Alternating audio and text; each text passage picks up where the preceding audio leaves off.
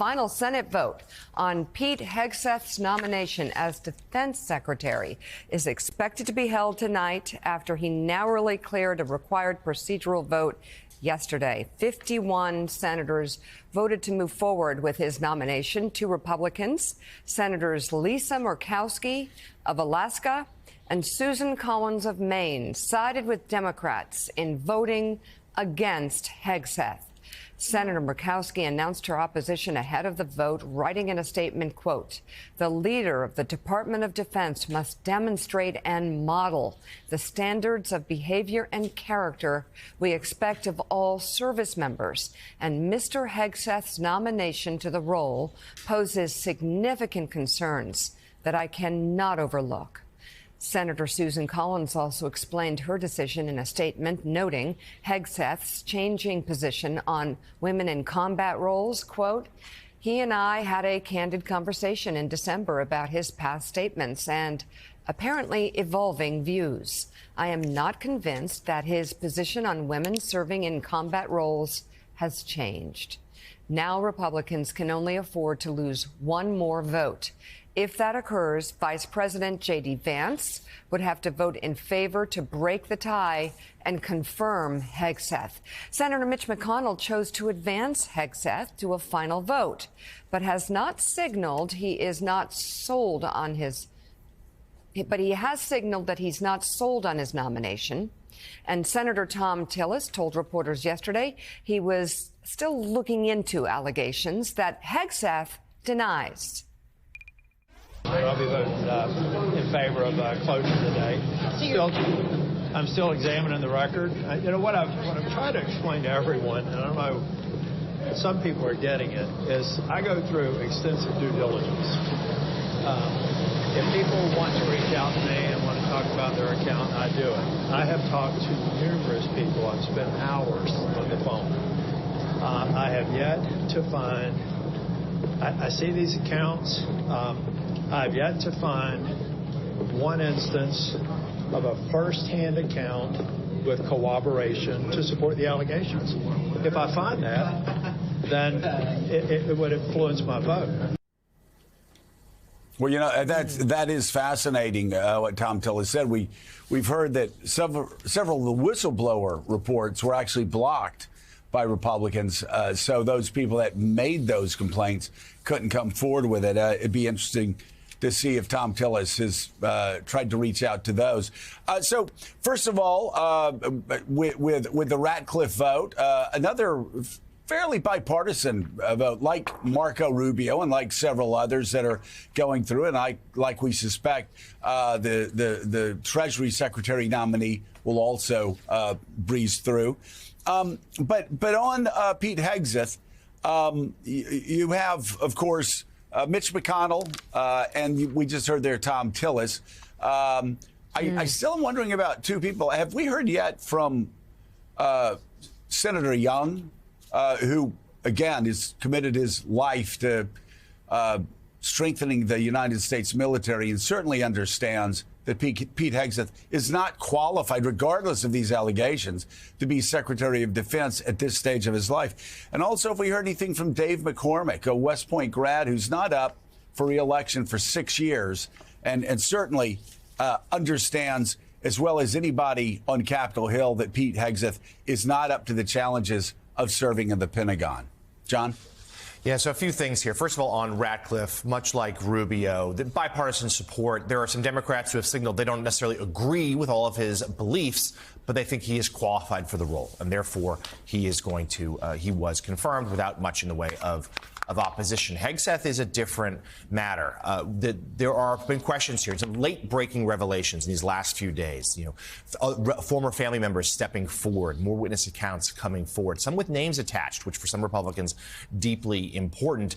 And we now have, as Thom Tillis suggested, these last 24 hours. He moved to advance, but now has these last few moments here to do some last-minute investigating and perhaps soul-searching. We heard from Collins and Murkowski, 2 senators. Their opposition was expected, and both delivered pretty strong statements as to why they couldn't support this candidate. So the question is Is there one more that would force the vice president to break a tie, or perhaps two more? Senator Young has suggested he will support Pete Hegseth, that to answer one of your questions.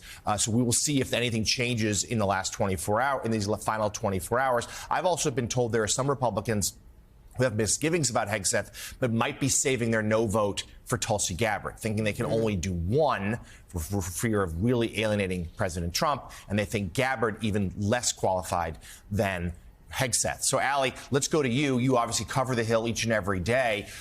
What's the latest you've heard here about the Hegseth's momentum?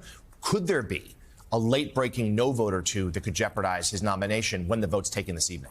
Well, these are the four names that we've been talking about for the entirety of the Hegseth nominating fight. It's always been Murkowski, Collins, McConnell, and, of course, Thom Tillis. But what I hear in that Thom Tillis statement is that he might be pointing to the pitfalls of the background check process. And certainly all of us here have talked about that, how it's not been a wholehearted and far-reaching process with clear, glaring gaps.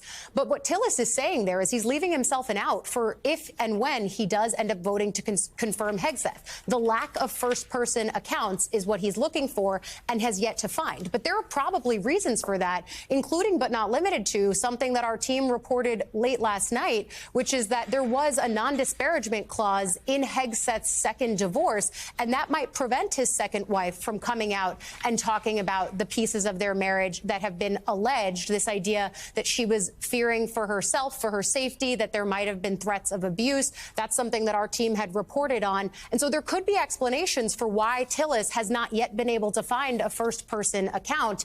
But what I see in that statement is not someone who is looking for the way to lay the groundwork to getting to know. He's also a 2026 senator up for re-election. We know primary challenges have been a key threat over the course of this process, and that's certainly something that's not far from mind for folks on the Hill either.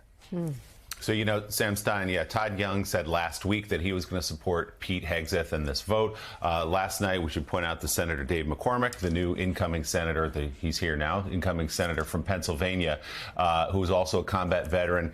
He voted to move forward to the final vote, but also has signaled his support for Pete Hegseth. So do you see anything derailing Hegseth's confirmation at this point?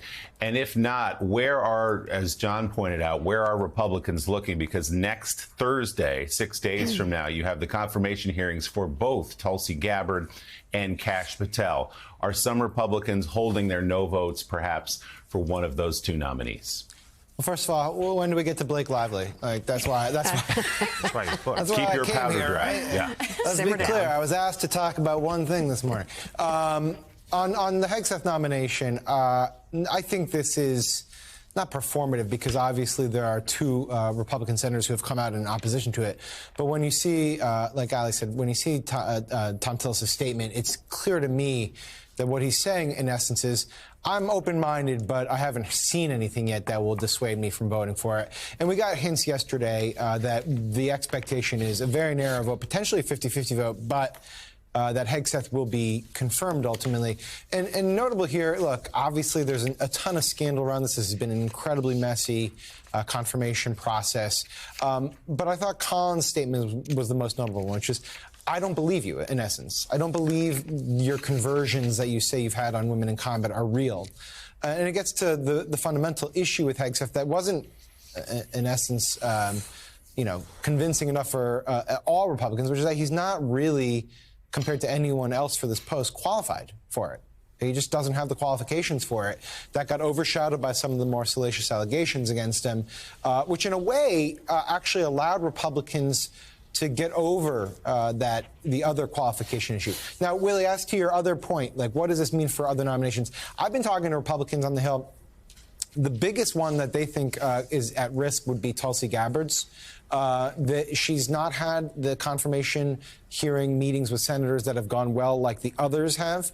In fact, some of the senators have left those meetings saying they still have questions that they need to answer. I was in a briefing with one Republican member of Congress who went through all of the controversial ones, Hegseth, RFK Jr., Patel, and they were pretty bullish on all of them. And then it got to Gabbard, and it's like, she still has work to do. But I also talked to and I'll shut up after this, but I also talked to a lobbyist, a Republican lobbyist on the Hill, who said the issue here is that if any of these nominees go down, it hurts John Thune. And John Thune has to deliver these nominees for Trump. And the establishment Republicans want Thune to remain Senate Majority Leader. So they have that other calculation that they have to consider when making this vote. Okay. We'll be following that today. You know, yeah, Joe? Yeah, I've just got to say, first of all, you have people that have, again, served in the military. You have Dave McCormick, who Willie just said is going to support it. Dave McCormick knows Pete Hegseth is not qualified to run the Pentagon. He knows that.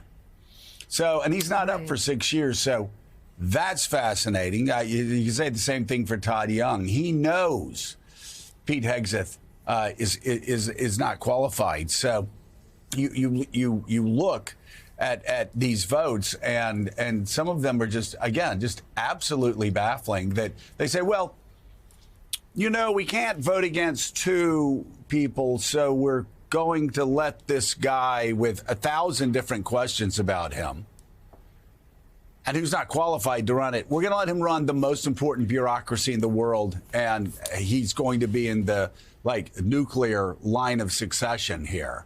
I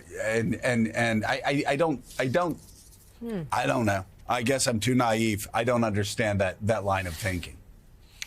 Yeah. Well, we're going to follow this as a lot of it could happen today, at least late into the day.